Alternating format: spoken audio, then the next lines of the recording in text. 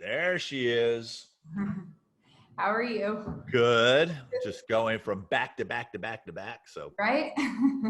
that's just kind of the way we roll. That's just Yep. kind of the way we roll. So are you in your little house right now?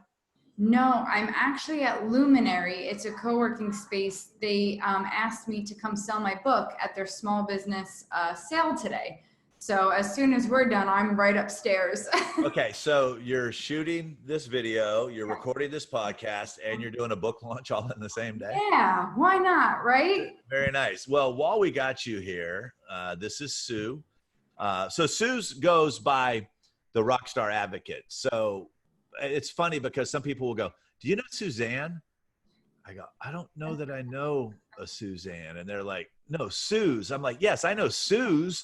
They're like, oh, but it's like, so tell everyone a little bit about yourself that may not know who you are. And then I want to jump right in on your planner, because it's this time of year right now that people are like going, oh crap, I need to get so organized. And you're the queen of that. Well, thank you. Yeah, so yes, my name is Sue, Suzanne, Sue, whatever you've heard me from. I started the RockStar Advocate just 5 years ago this month, actually.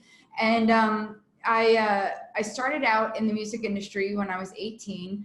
I interned for Atlantic Records. I attended Drexel University. We were their first graduating class of their music industry program. So a couple of classmates and I started Mad Dragon Records. It's our student-run record label. It still goes today, almost 20 years later. And then I left. I graduated early to work for AstroWorks as their Midwest sales coordinator. And all my accounts were closing within 6 months of me working there. Tower Records, Sam Goody, Virgin Megastore, they were all going down. So so I left there to start my own company with my college roommate. And, you know, I always say to people, we knew the music business backwards and forwards. Our biggest hurdle, and I didn't learn this till much later, was that we didn't understand entrepreneurship. Right. And that's a completely different thing. So we couldn't figure out how to price our services, how to onboard clients, but we knew copyright law, we knew contract law, we knew licensing and all of this stuff. So we really couldn't get over our own hurdles. And we also had a lot of perfection paralysis. No blog post was ever good enough to publish. We had to keep tweaking it. By the time we tweaked it, new information came out, and then we'd rewrite it. And, you know, everything was just bogged down with perfectionism. And we went through many iterations of our business. And finally, about 6 years later, we said, okay, this isn't working. And so we took a break. She went off and did her thing. And I went and got my master's in psychology. I said, you know, maybe I'll just go be a social worker. Maybe this industry isn't for me. And then when I finished my master's, it clicked. And I was like, this was what I was missing. You know, this mental health stuff that we all deal with, but especially in the music industry. You know, I always say it's one thing to be an actor or an actress, you know, in the entertainment industry in general.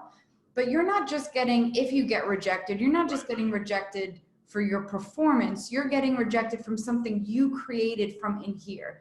Right. It's so much harder as a songwriter and a musician to sustain the brutality that often comes with this industry. And so a lot of my clients that I had, when I would do their social media plan, I would do their marketing plan in my old business, a lot of them were coming to me for post-tour depression. They were coming to me to get over a breakup. Understand, you know, what do I do when my parents say I'll cut you off, or you're getting out of this house if you don't, you know, quit being a real job. Right. What do I do? And I started charging them. I said, okay, well, you know, but nobody wanted to pay for therapy. So but they pay for therapy. That's something that people have always paid for. Exactly. But artists didn't seem to want to do it. They're like, my art is my therapy. I'm like, no, that's your creation. Like, yeah, right. You haven't processed it. You wouldn't be coming to me with your problems if your art was your therapy. Right. It's not working for you. Well, and that's why, going back to what you said earlier about them not understanding entrepreneurship, is I personally don't think you can teach someone entrepreneurship. Right. I personally don't believe that people need to understand how to become small business owners, which hopefully become large business owners. But entrepreneurship, Entrepreneurs don't give a crap. Artists so give a crap. Right. Entrepreneurs aren't afraid to lose money. Right. Artists are scared of even spending money. Entrepreneurs can get punched in the face and be okay with it. Artists wants everyone to be nice to them. It's like, so it's like two completely different worlds. They throw that word around like, oh yeah, I'm the artist entrepreneur. No, you're not. Right. You know, or you would be investing and not afraid, and you would max out every credit card and pay it off and max it out and pay it off. It's like, I tell somebody, they're like, I said, I'm my own bank. I got great credit. I run them up, I pay them off. I run it up, I pay them off. I don't look at things like I can't afford that. I look at things like I can't afford not to have this right now. Mm-hmm. And I don't think artists or most creatives. Yeah, and it's all a mindset. I mean, I was my money mindset, just for that matter. I was, you know, my college roommate and I were always like, well, here's the money we have. And then even like our parents were kind enough to give us some small loans that luckily we somehow managed to pay back. But we were like, okay, like that's what we've got. And there was no, well, we'll take out a line of credit, or we'll do that. I mean, I remember doing a garage sale, hoping that it would get us the money we needed to do, like, we were just so backwards in what needed to happen. And it took a lot of working with, as you said, you know, before, you know, working with coaches and understanding, you know, I decided 5 years ago this month to hire a coach and say, you know, this is it. You know, I looked at it as it was a lot of money. And I was like, well, I just paid a lot of money for my master's, and now I need my master's in entrepreneurship. Like, correct. Now I need my degree in running my business. And they really helped me with my money mindset, as you were saying, like, you'll figure it out later, but you got to spend money to make money, and this is what you need.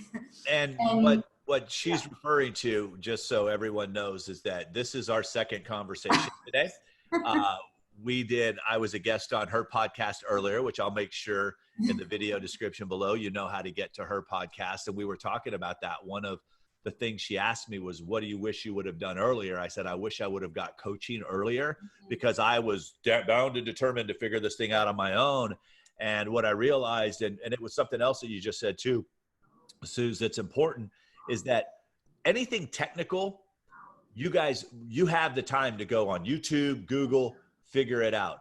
What you're getting from the coach is the knowledge and experience that they have in solving other people's problems or getting someplace that you want to get to. Right. Coaching is not for everyone. Let me just tell you this right now. If you're an excuse maker, if you've got an answer for everything, if you're going to spend all the time trying to convince the coach on why you're different, coaching's not for you. I've had people that have spent thousands of dollars with me that I gave them their money back. I said, look, every time we get on the phone, you have all the answers. Why are you paying me here? And then 3 years later, they're still in the same position that they were when they came. So coaching's not for everyone.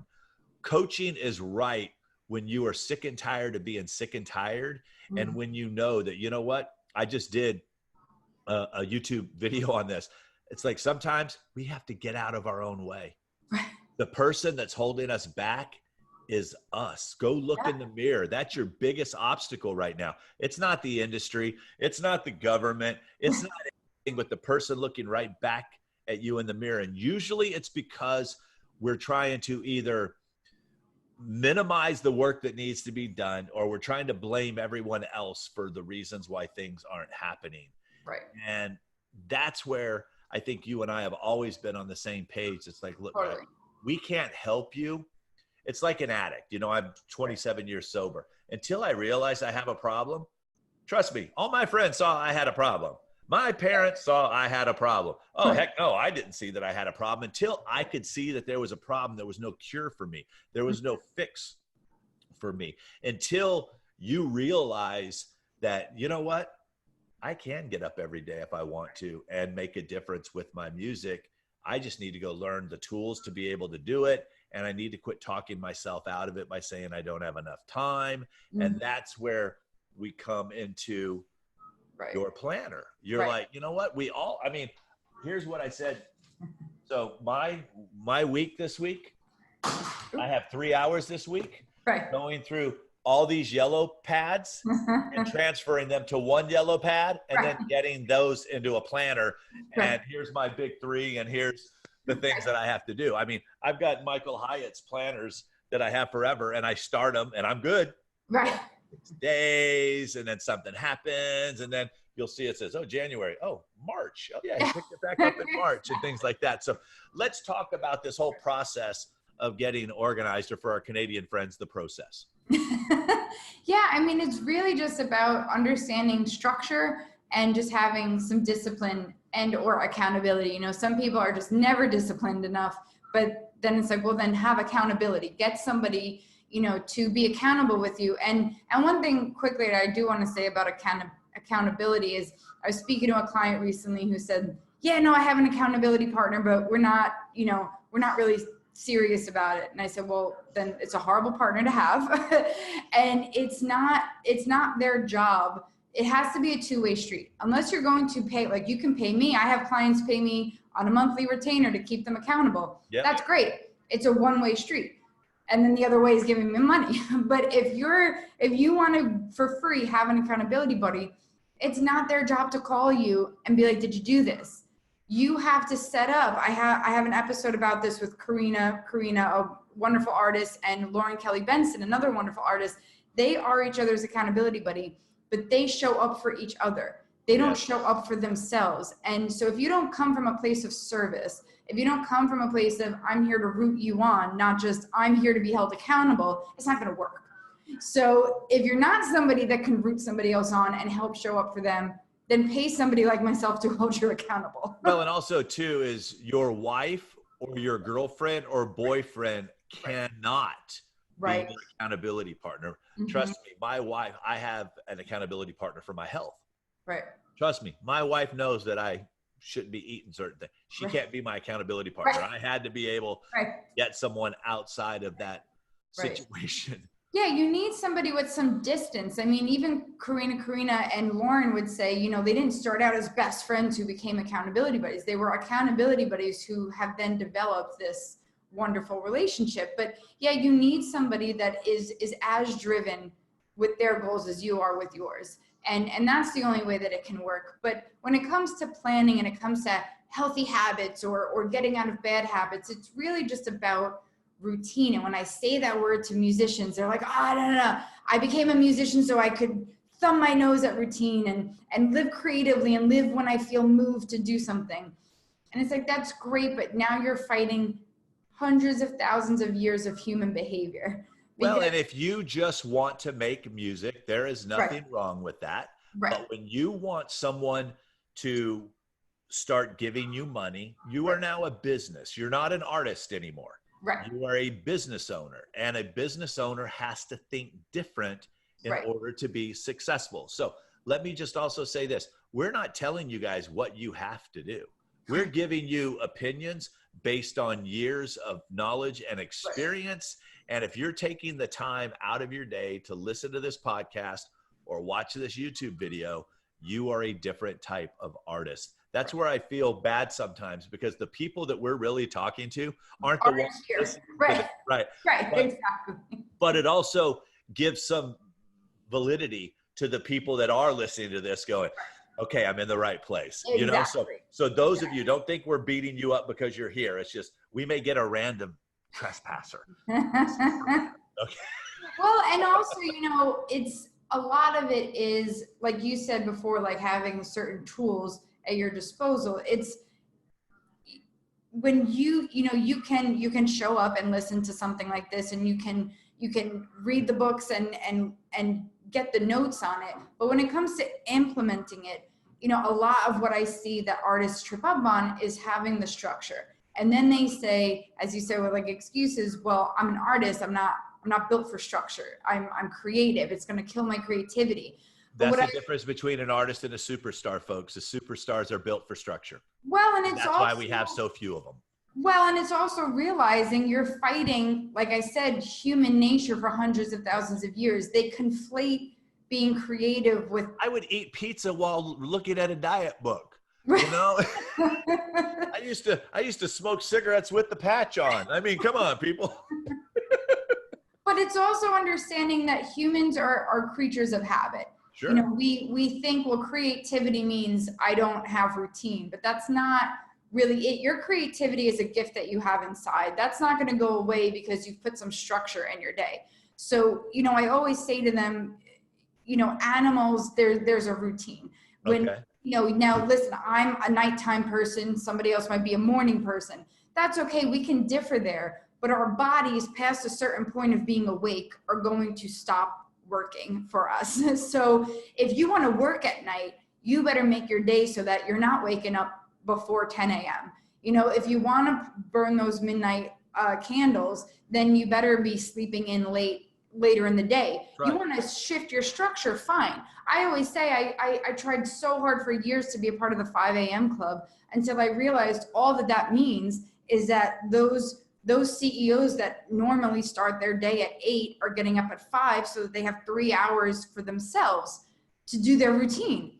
Great. Well, I am blessed to be able to start my day whenever I want. So if I love working and I'm productive at night, then my work day starts at 11 and I'm getting up at 8 to have that time to myself to set up my day for success. I'm not getting up at 5 because I go to bed at 2 or 3. Like that doesn't happen. So you can still be flexible with it, but you have to understand some sort of structure.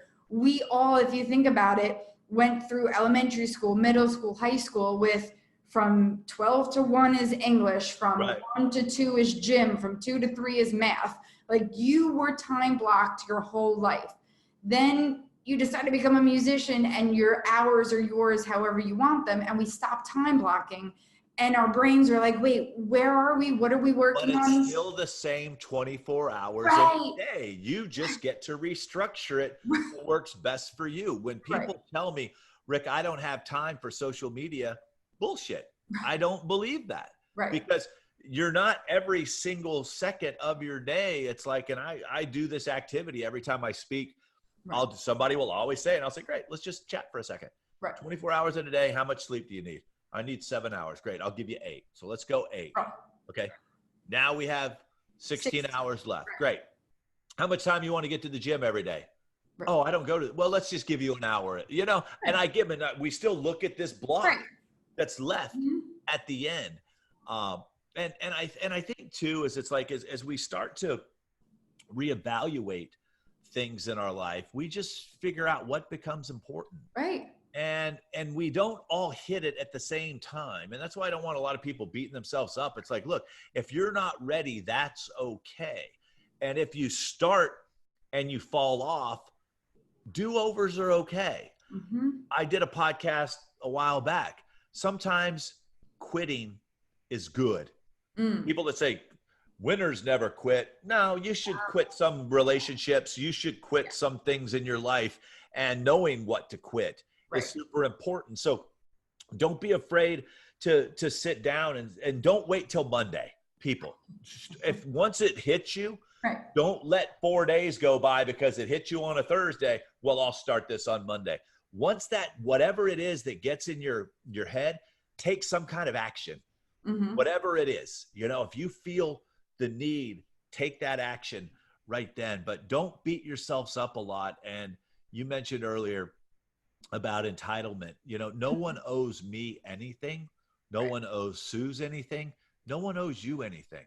I had an artist say, I just want everything I'm entitled to. I'm like, where the heck's the entitlement store?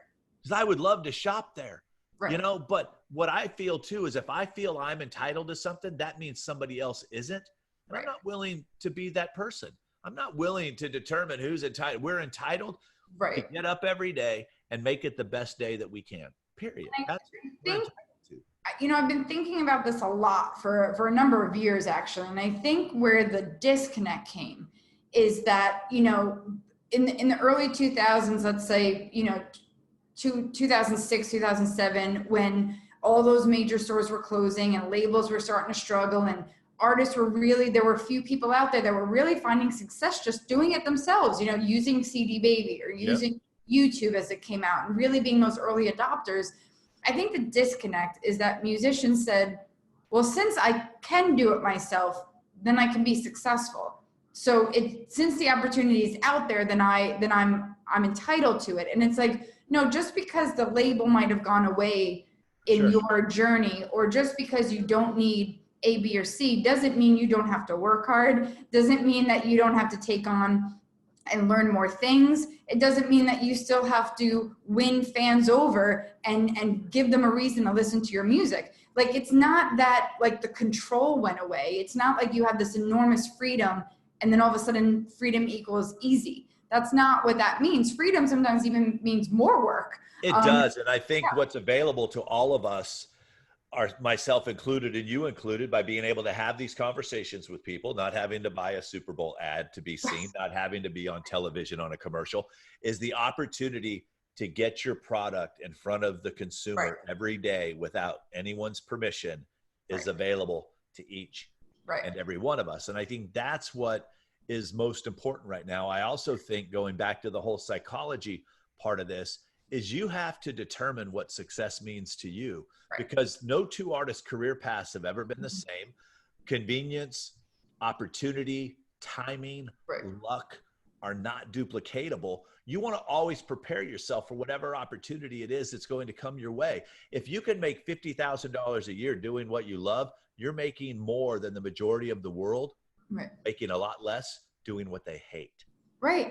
And that's the part that, quit comparing yourself to what you see everyone else. Because like I think of a couple of things when people bring this up. It's like, well, number one, like you said, is somebody might be at a job making bank, right? What you consider a lot of money. And then what are they spending on? Alcohol, drugs, therapy, all these other quick fixes therapy is not a quick fix, but all these other quick fixes to try to deal with being in a job they hate. Now, you might be making less money, but you're doing what you love, and you don't need all those quick fixes just to get by. Probably on even ground money-wise. Like, you know what it's like? So not to look at it that way, I totally agree with you. And the other thing that I always think of is that triangle with the fast, the good, and the money. And it's like, well, if you is that what the three spokes are? It's like fast, good, and I don't know. Cost. So it's like if you want it fast and good, then it'll be low cost. But if you want it, good and fast, then you got to have that cost. Like you can't take one away and be successful with it. Sure. So what I always think about when you said Super Bowl ad, it's like, yes, if you have millions of dollars to hire the best marketing team to create the best commercial that can go viral and be on the Super Bowl, okay, great. But you don't. And the trade-off is like, my guilty pleasure is one of my favorite shows was Once Upon a Time. And they always said, magic comes at a price. And I look at this new music industry, this new generation, as magic. Like you said, you could just open up your computer and you can reach somebody on the other side of the world. That to me is magic, but it comes at a price. The price is you got to put in hard work. You got to learn to wear all the hats that a record label used to wear for you. And you got to put in the time with your fans and engage with them. Like, that's the hard work. You don't get all of this, great technology and all this reach without the work. What else you don't get is record companies spend money. It's a lot of money. And you don't have to, because you don't. And I tell people there's a difference between the music industry and the music business. The industry has rules. We don't have to play by those same rules as a business. The industry is, they tell you what everyone's going to sound like. We can sound like whatever we want. The industry, it's like, no, it's like everybody wants to be their record company, but they don't want to spend like a business. And that's a mentality thing, and that's okay. And hey, for a long time, you can get away with that. But no, if you want your business to grow, one, you need to put some solid structure in your life. You need to start budgeting. You need to start sitting down saying, okay, where in my business do I need to get better right now? Where are the holes? Where are the cracks? Sometimes businesses will hire a consultant to come in. It's just an outside set of eyes.